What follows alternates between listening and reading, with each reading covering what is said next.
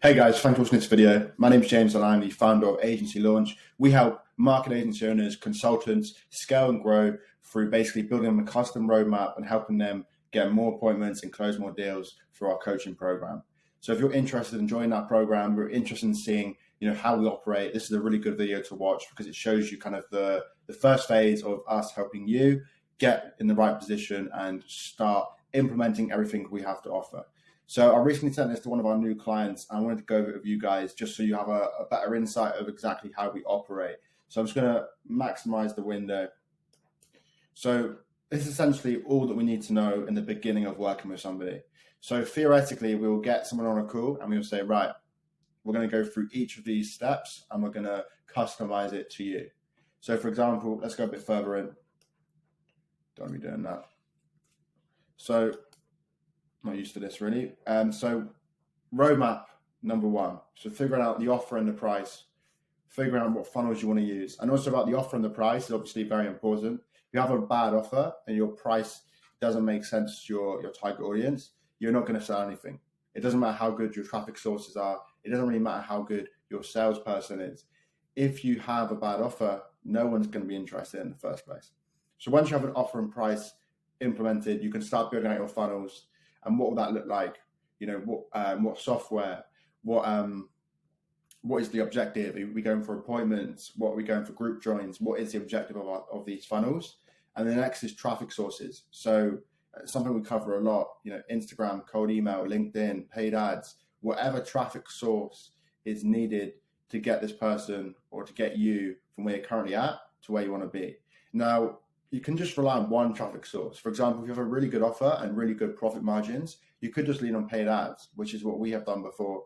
But ultimately, I love to use multiple channels and just multiple traffic sources so that we can drive as much new eyeballs as possible onto our offer and then subsequently onto our calendar.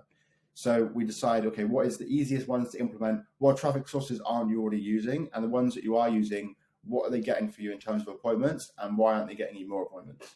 And the next is obviously VA hires, SOPs and Zaps, kind of the whole tech setup and automations behind your agency. So it's really looking at what do we need to implement, what have you already got, and super simple stuff.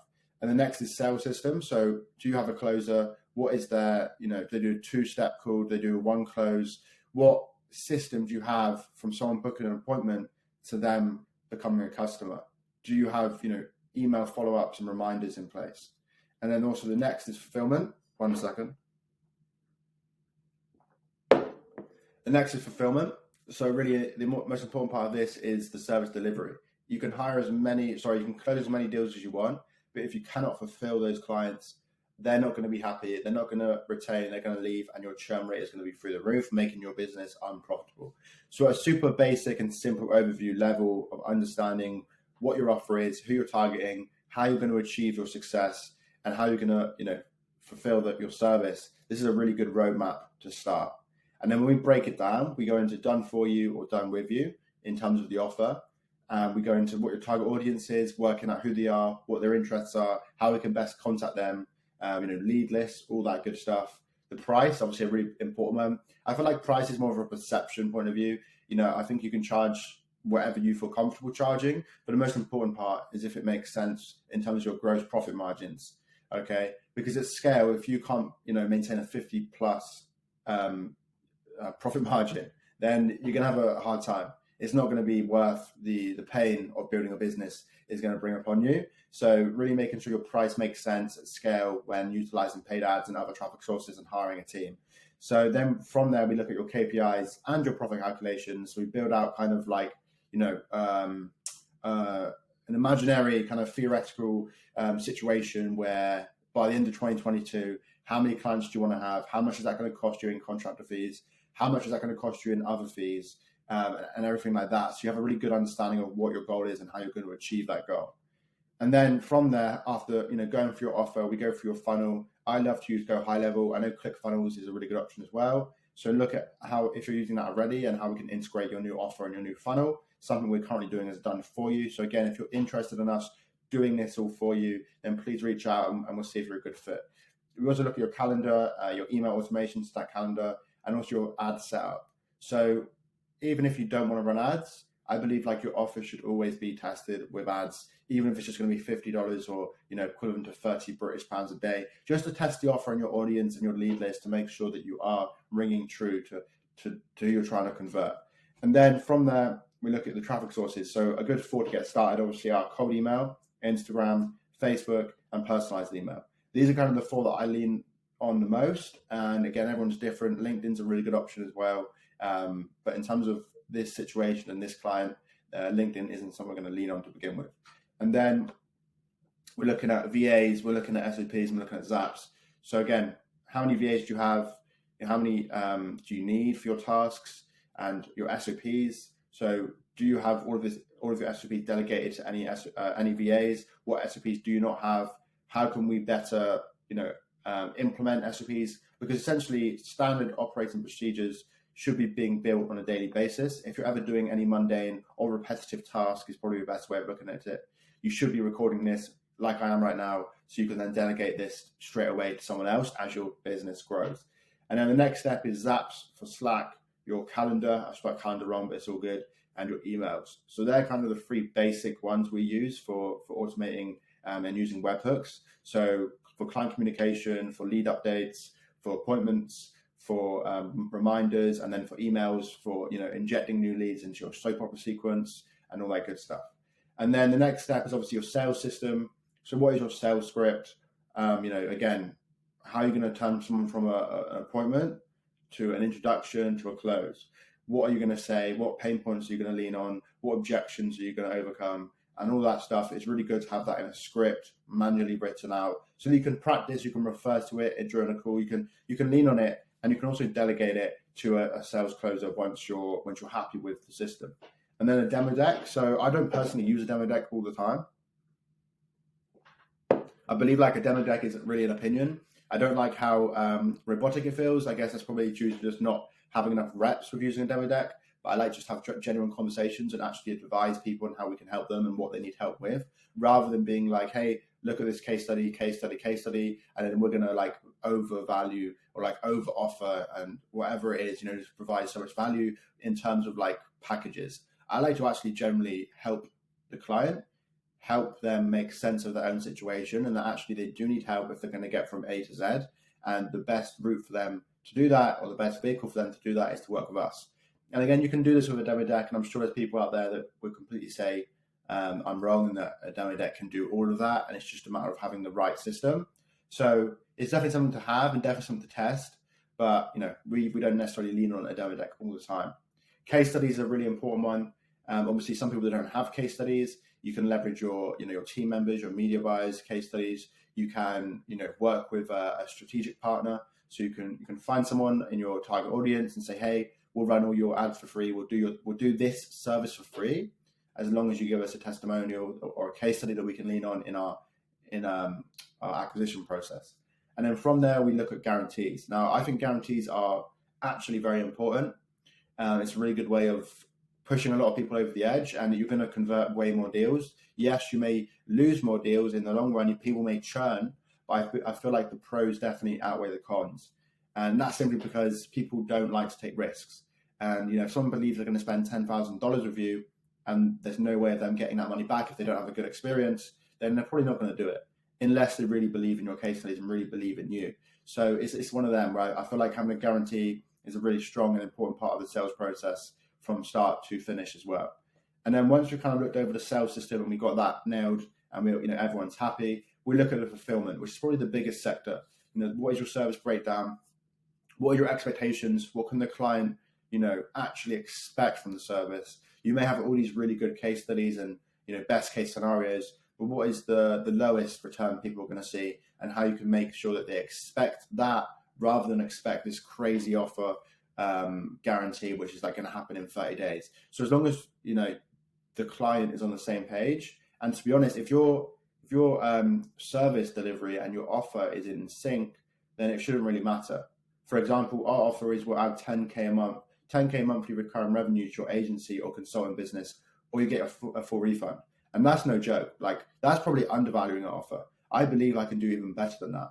We could say something like, we'll get you 100K in 6 months in revenue or a full refund. Something that it's definitely doable as long as the people that come on board work with us time and time again, and they actually show up. And again, that's really important, not only for you as a business owner, but your clients as well.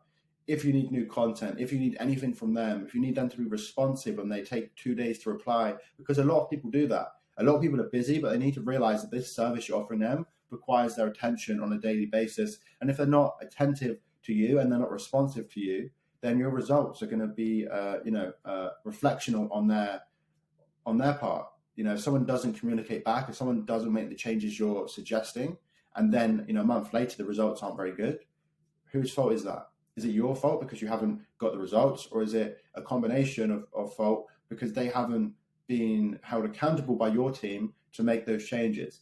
So you can never blame the customer, of course, but you can blame yourself for not setting the expectations, for not onboarding them properly, which actually leads on to the next point, is making sure the onboarding system makes sense. There's a thing called buyer's remorse. So when someone spends a lot of money, or probably any amount of money, and they have some level of doubt if that was the right decision. So to remove that doubt, you want to make sure you have a great onboarding process and offer a ton of value, set up a strategy meeting or a follow-up meeting straight away so that they can jump on with you within 5 days, and they can then be putting in and implementing the service so they feel like, okay, I've actually bought something which is in motion, rather than paying you $10,000 and not hearing from you for a week. And then that's just it won't make them feel very nice. So it's making sure that they feel like they're being taken care of every day and every week. 1 second. I hope you guys like the mug as well. It's my favorite. So then, client communication. So it kind of ties into everything, right? How are you communicating with your clients? Using Slack, using Discord, using WhatsApp, using just phone calls. How are you communicating with them? You're using Zoom calls. There needs to be some sort of system and some sort of timeline. Is it going to be a weekly call? Is it going to be a monthly call? Is it going to be daily communication? Is it going to be 24/7? Is it going to be 9 to 5? You have to set this client communication straight with your clients so they understand and expect to hear from you at those times. So as a good example, for our e-commerce agency, we do daily communication from 9 to 5 UK time. Actually, it's probably more like 6 to 10 now, because we've obviously more clients, more work, etc. But we also have 2 Loom videos a week where we record our screens, we show them results, we show them what we're doing, we show them what we're changing, and then we also do a bi-weekly call with our clients to make sure that everything's on the same page, and if they have any changes or anything they want to talk about, they can address on a call, and it just helps overall with retention massively. I feel like client communication and building a relationship with your clients is what's going to build your business. Okay, if you don't communicate, if you don't have a good relationship with them, you're not going to have a good time. And then the last kind of 3 here, we've got service delivery. So that probably is it's much bigger than it looks on the screen. Obviously, how does your service work? Who are your team members? What SOPs? How is it delegated? And how the whole operation works. So this is a whole beast in itself, and it's something which is different for everyone. And again, it comes back to your offer. It comes back to what you're promising and what the expectations are. But ultimately, you've got to make sure that you can productize your service delivery, so that it's the same ship that you're using for every single client. So at scale, it doesn't get messy, and it's not going to, be too custom, if that makes sense. And accountability, super important as well. Making sure that you hold yourselves, your team accountable, but also your clients accountable, as mentioned previously. Because at the end of the day, if no one's holding anyone accountable, you're going to have a hard time with people taking action, with people actually being responsible for the results.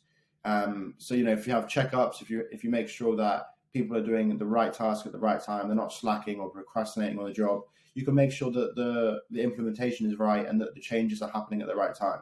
And then the last one is retention. So it's more like a tie-up. Like, how are you planning to retain your customers? Is it through the client communication and service delivery aspect? Is it through the accountability? Is it through just purely results? And because there's a lot of competition in every sector and every niche. So how do you plan on retaining your customers and making sure they don't go anywhere else? So that's something to think about. And it's not like there's not one answer that solves this. It's through a lot of other repetitions that go into building a business and making sure that your service is the best service possible. But at the end of the day, what someone needs to really think about when building a business and building a marketing agency or a consultant business is, how would you treat your clients if you could no longer advertise? So if the only way for you to get new clients was through referrals from your existing clients, how would you then treat them? And if you think about that a little bit, and maybe just spend 5 minutes thinking about what I just said, you'll understand that the most important part of building a business is through your clients, your existing clients, and how you treat them, and ultimately what results you produce them. Because if you're not producing them a profit and you're not happy with their financial situation, there's going to be someone else going to offer them a better offer and a better service, and they're going to leave. So that's the hard truth. And I think it all comes back to making sure that you're in the right place, you're serving the right people, and that you have a roadmap so you understand every cog of the machine, and then you can come in and you can tweak depending on what goes wrong. But yeah, it's a bit of an interesting video. There's actually one more thing I want to go over, so it's going to be a long one. So after deciding like your roadmap, your systems, your sources, your team, your automations, your sales, your fulfillment, it's a lot to think about, but it's a really important part, or is the whole business essentially. It's important to go over the goals. So what's your 12-month goal of the business? What are your personal goals of the business? What are your team goals? What are your revenue and what are your profit goals? So that is 4 goals that you should think about before actually implementing any of the rest of the stuff, so that you understand where you currently are at, and then you have a long-term vision of where you're going to be. So I think I'm going to add one here, right? It's going to be 12. I'm going to do like a 3-year, and then also like a 10-year. So you've got 3 goals, and your 10-year goals should probably never change, right? I know it probably will change, but in terms of short-term thinking, you don't want to deliberate over this goal. So what is your 10-year goal as an individual? And what is a 10-year goal for the business? Do you want to sell it? Do you want to keep it for life? Do you want it to pass it down to your children? Like, what is your goal with the business? And then what's your 3-year goal? And this is going to change a lot, right? And so is your 12-month goal. These are going to change because you're going to grow at different rates. A lot of things are going to happen in between, but you've got to make sure that everything is, interchangeable essentially. But I do believe that your 10-year goal should stay constant in the back of your mind, because it helps you then with the short term, so that you can actually build upon that. And the more I think about it, your goals will change all the time. I think about my goals personally, they've changed rapidly because I've understood life more, I've understood business more, I've understood where I want to be and who I see myself becoming. So I feel like it's okay for your goals to change, but when you're building a roadmap for a new business, you should really put a lot of time into thinking about what these goals are and what they mean to you. So when it gets tough, when you have a hard time, you can go back to these goals and you can be like, this is why I'm doing it. These are the goals I've set for myself, and these are the goals I'm going to achieve. So something to think about. And I feel like this will help some people really break down their business and really understand from a CEO standpoint what they need to implement to kind of get from, I would say, anywhere from 0 to 100K a month. You can do this to get to that point. After 100K a month, it gets a bit more complicated, but I'm sure a lot of people watching this video are below 100K. So this is just my 2 cents on what the most important parts of looking at and building an agency is. And I'm sure I've missed out a few points. And again, this is just the first draft. So I'll probably do an updated video of this after I've put this through a couple, tests and motions. And then, so hopefully you'll hear from me again regarding this kind of system and this roadmap in the future. And then we'll go from there. But take it as you will. And hopefully you guys have learned something here today. And have a wonderful day.